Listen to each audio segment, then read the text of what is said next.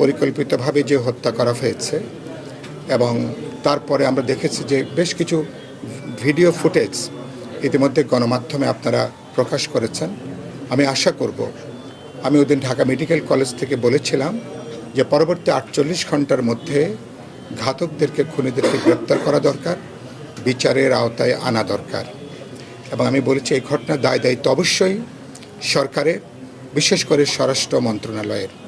কারণ আগামী 12ই ফেব্রুয়ারি নির্বাচন কেন্দ্র করে আমরা দেখছি বহু ধরনের আমরা অপতৎপরতা, কিছু কিছু নাশকতা, কিছু কিছু রোমহর্ষক হত্যাকাণ্ডের ঘটনাও আমাদেরকে উদ্বিগ্ন করছে। শরীফ ওসমান হাদির মর্মান্তিক মৃত্যু এবং এরপরে সেই শোক কাটাতে না যেয়ে দেশনেত্রী বেগম খালেদা জিয়াকে আমাদের হারাতে হয়েছে। সেই বেদনার ভার বহন করার আগেই আবার এখানে আমাদের মোসাব্বিরকে আমাদের হারাতে হয়েছে। আমরা আর কোনো মায়ের বুক আমরা খালি হওয়া দেখতে চাই না। আমি সরকারের কাছে দাবি জানাবো, তারা সর্বোচ্চ পেশাদারি দক্ষতায় খুনিদেরকে, ঘাতকদেরকে গ্রেপ্তার করবেন, আইনের আওতায় আনবেন। এবং আমি মনে করি তাদের যদি সর্বোচ্চ রাজনৈতিক সদিচ্ছা থাকে, ঘাতকদেরকে আইনের আওতায় আনা সম্ভব। আমি এই ঘটনা স্বাভাবিকভাবেই প্রার্থীদের মধ্যে একটা উদ্বেগ তৈরি করেছে, আতঙ্ক তৈরি করেছে। যারা সাধারণ ভোটার জনগণ, তাদের মধ্যে উদ্বেগ, উৎকণ্ঠা তৈরি করেছে। আগামী ভোটে সামনে রেখে জনগণের জানমালের নিরাপত্তা নিয়েও একটা উদ্বেগের জায়গাটা আছে। ফলে প্রার্থী, জনগণ, ভোটার, ভোট কেন্দ্রের নিরাপত্তাও কিন্তু এটা অত্যন্ত গুরুত্বপূর্ণ বিষয়। কেউ কেউ চেষ্টা করবে আগামী নির্বাচনকে বানচাল করবার জন্য, দেশকে একটা অস্থিতিশীল অবস্থায় নিয়ে যাওয়ার জন্য। আমি বিশ্বাস রাখি অন্তর্বর্তী সরকার এবং নির্বাচন কমিশন, রাজনৈতিক দল, জনগণ সবাইকে আস্থার মধ্যে নিয়ে তারা অনাকাঙ্ক্ষিত ঘটনাগুলোকে তারা বন্ধ করবেন। ঐক্যবদ্ধভাবে আমরা প্রতিরোধ করব এবং আগামী 12ই ফেব্রুয়ারি জাতীয় নির্বাচন এবং গণভোটের মধ্য দিয়ে বাংলাদেশ সেটা গণতন্ত্রের পথে হাঁটতে পারবে।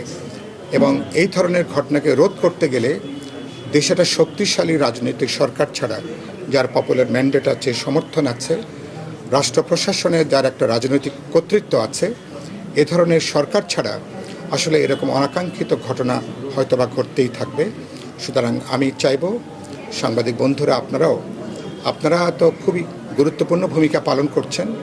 আমি মনে করি গণমাধ্যম, আপনারা একটা পেশাদারি দায়িত্ব থেকে আপনারা এই ধরনের সন্ত্রাসী তৎপরতার বিরুদ্ধে বরাবরই আপনারা সোচ্চার, এখনও সোচ্চার থাকবেন, মানুষকে সচেতন করবেন এবং আগামীতে আমরা ছোটোখাটো চ্যালেঞ্জ মোকাবেলা করে নির্বাচনের মধ্য দিয়ে যেন আমরা আমাদের ভবিষ্যতের পথটা আমরা নিশ্চিত করতে পারি। সে যাত্রায় আমি নিশ্চয়ই আপনাদের সবার সহযোগিতা চাইব। যারা নির্বাচনের, যারা নানাভাবে যেটার আশঙ্কা আছে, যদি এটার কোনো অপপ্রয়োগের আশঙ্কা থাকে, সেগুলোকে সরকার থানায় জমা নেওয়ার একটা উদ্যোগ গ্রহণ করবেন। তাহলে মানুষের মধ্যে কিছু স্বস্তির জায়গাটা আসতে পারে।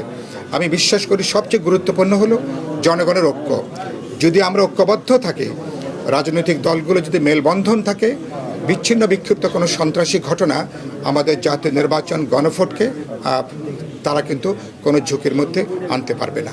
আমাদের পার্টি এবং আমাদের বন্ধুরা মিলে আমরা এই পরিবারের সাথে আছি। এই পরিবারে তাদের আগামীতে তাদের যে অবদান, লড়াই সংগ্রাম, আমাদের দায়িত্ব হচ্ছে এই পরিবারের পাশে থাকা এবং তাদের আপদে বিপদে, তাদের প্রয়োজনের সময় নিশ্চয়ই আমরা তাদের পাশে দাঁড়াবো এবং আশা করি আপনারা আমাদেরকে সমর্থন করবেন।